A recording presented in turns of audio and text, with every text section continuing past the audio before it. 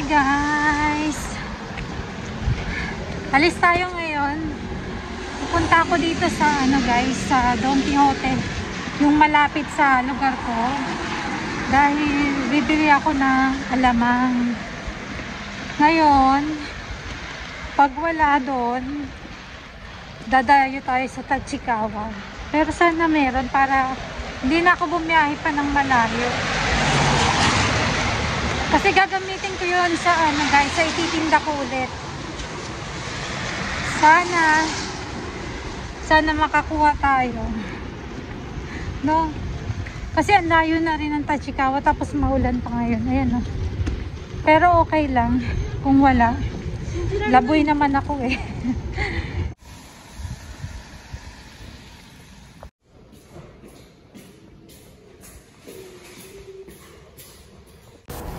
Tingnan nyo, kahit maulan, daming tao.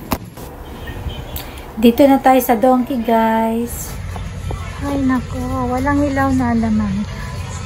Ito lang meron. Ayan.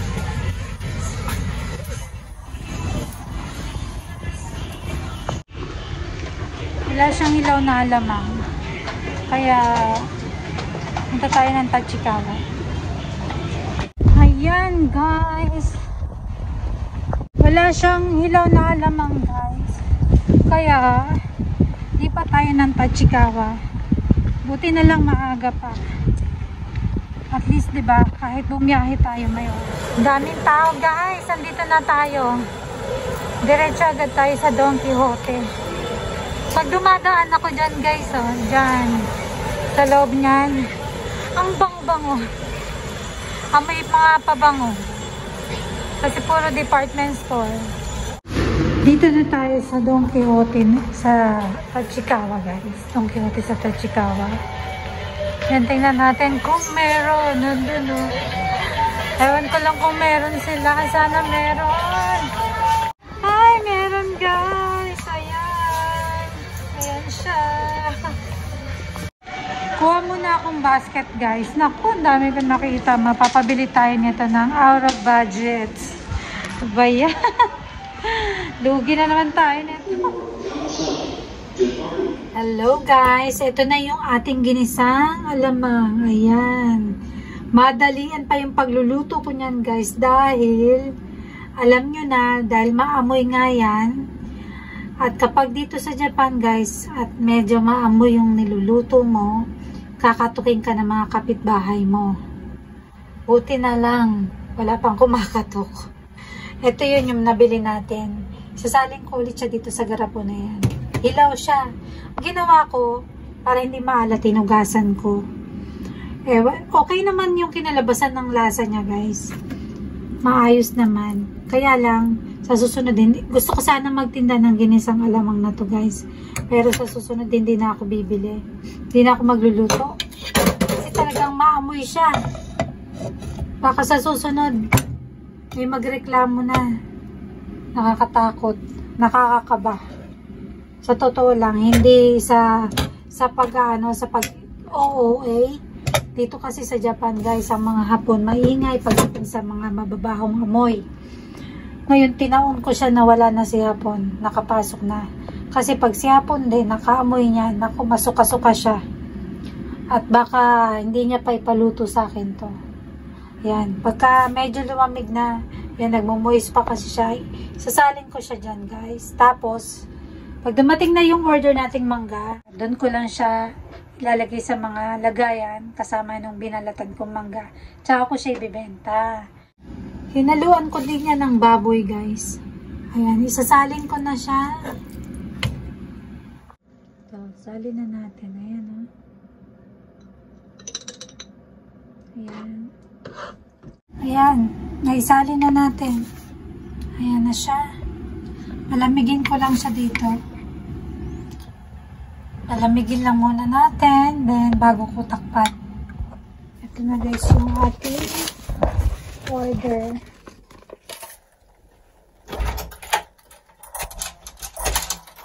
Hi.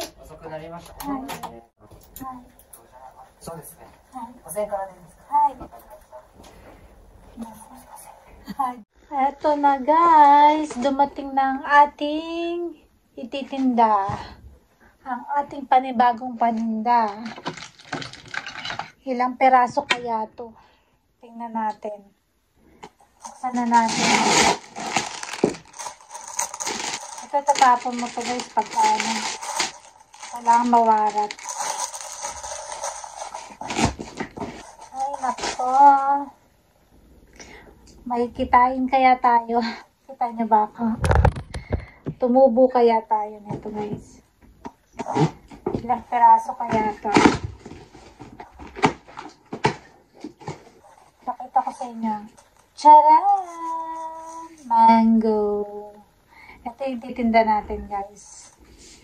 Titinda natin sa kasamaan. Babalatan ko. Tapos lalagyan ko na siya ng bagoong. Ay, dumating din. Ayan. Makakatulog na rin. Alas 9 na ng gabi dito guys. Kasi kailangan magbibigay ka ng oras kung anong gusto mong oras pa-deliver. Ang nilagay ko doon ay 7 hanggang 9. Lagpas na ng 9 siya dumating. Pero okay lang. Okay guys. Magandang gabi sa inyo guys. Ito na yung mangga na pinadeliver ko guys. May sasabihin ako sa inyo. Nako, hindi tayo makakabenta ngayon. Kasi yung mga mangga na nabili ko ay hindi magaganda. At kahit hiwain ko pa lahat, hindi siya aabot ng 8 order. May umorder sa akin ng 4, pero hindi siya umabot kasi yung 3 mangga hinog na. Hindi na pwede. Tapos yung 4 na mangga, hindi naman siya kasya sa 4 na order. Kaya kinancel ko na lang. At saka nakakahiya naman guys dahil para lang makabenta tayo ipipilit natin, 'di ba? Nakakahiya dun sa mga bibili. Kasi expected nila anong tawag dito? Maasim pa. Kasi yung mga manggang na-deliver, nung pa siya na-deliver, diba, nung nakaraang, mga ilang araw na, parang ganon.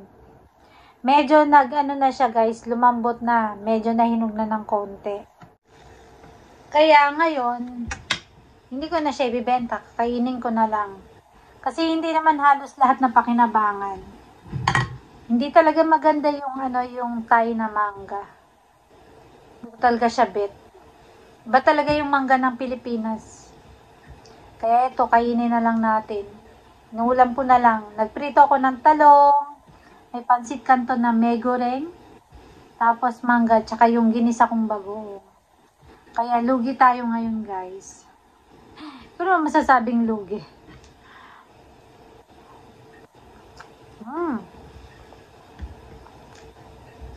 Sarap.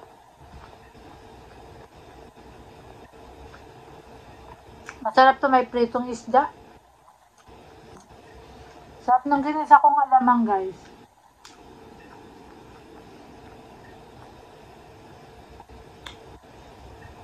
Mahirap namang ibenta sa kanila, nakakahiya.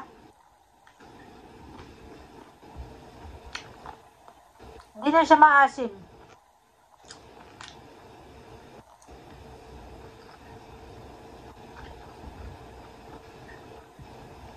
At saka hindi na siya malutong.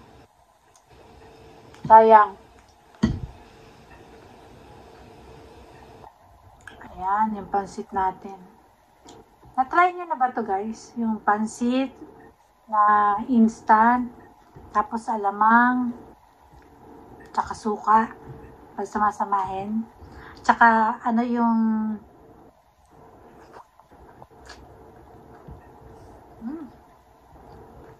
sarap. Tsaka yung try nyo yung anong tawag dito?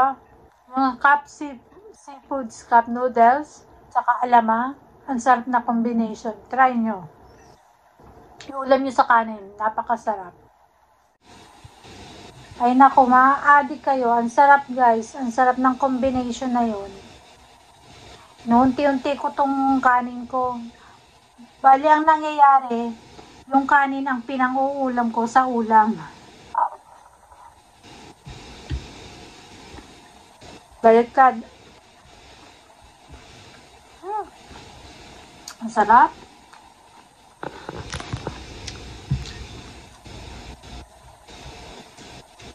Ang sarap guys. Iba talaga.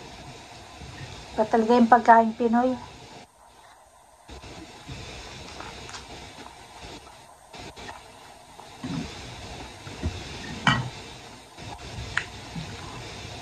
Yung kanin natin guys, brown rice, genmay, na may halong puting kanin.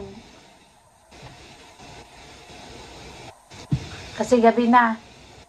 Yan, sausaw natin sa suka.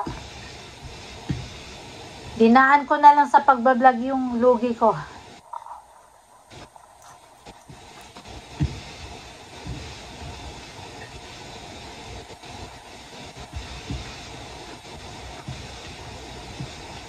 Ayoko ma-depress. Kaya daan na lang natin sa pagbablog. Yung ginisa kong alamang guys, ito, di siya maalat. Di siya maalat na alamang. Hinugasan ko to bago ko ginisa. Ang sarap pa naman ng pagkakagisa ko ng alamang. Kaya lang, napansin ko yung ginisa kong alamang tuyo, kahit na dinamihan ko yung mantika, hindi siya yung parang mamantika. Para siyang medyo dry.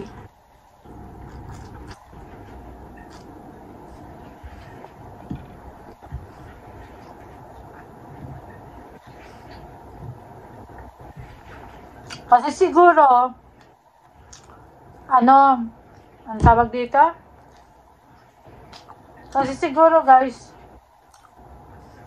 hinugasan ko kasi yung alamang. Kaya siguro ganyan. Dry. Nag-dry siya. Nawala yung katas.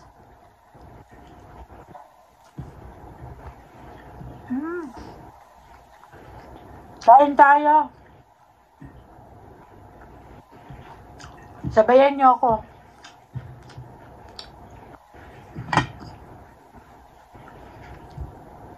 Kakaiba talaga tong panlasa ko guys. Hindi ko alam kung anong meron.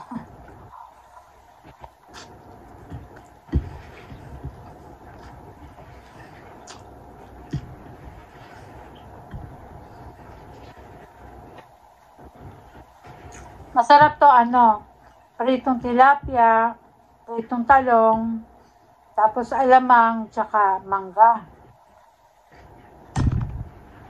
Yan yung masasarap na combination.